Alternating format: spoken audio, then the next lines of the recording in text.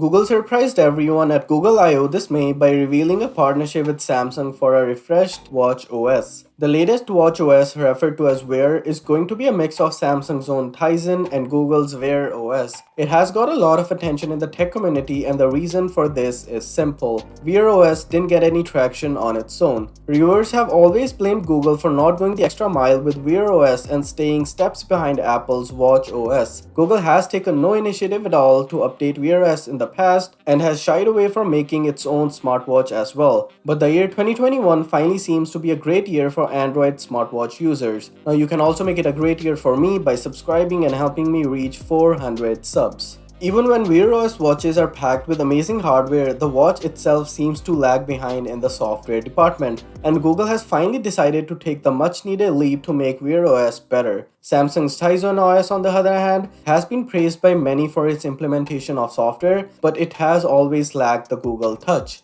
And the Samsung Galaxy Watch 4 is going to be the first smartwatch to launch with this new OS. Samsung watches have already been known to have great features such as a rotary dial for better software integration, good battery life, wide variety of watch faces, and much more. But with Google using the new Wear OS, their watches will get the much needed boost. Some of the benefits include a fast experience when compared to the old OS, better battery life, new Google Maps app specifically designed for smartwatches, Fitbit activity tracking built into the platform, and much more. As far as the leaks go for the Galaxy Watch 4, images of the watch leaked recently showing the design and colors in all its glory. It sports a circular Super AMOLED display and is also expected to use Samsung's next-gen 5nm Exynos processor. We can also expect Samsung to equip the Galaxy Watch 4 with high-end features like heart rate monitor, SpO2 tracking, and even sleep tracking. Along with that, it's also rumored to include a BIA sensor for measuring the body fat. If that's indeed the case, it's going to be the first for any smartwatch to include that feature.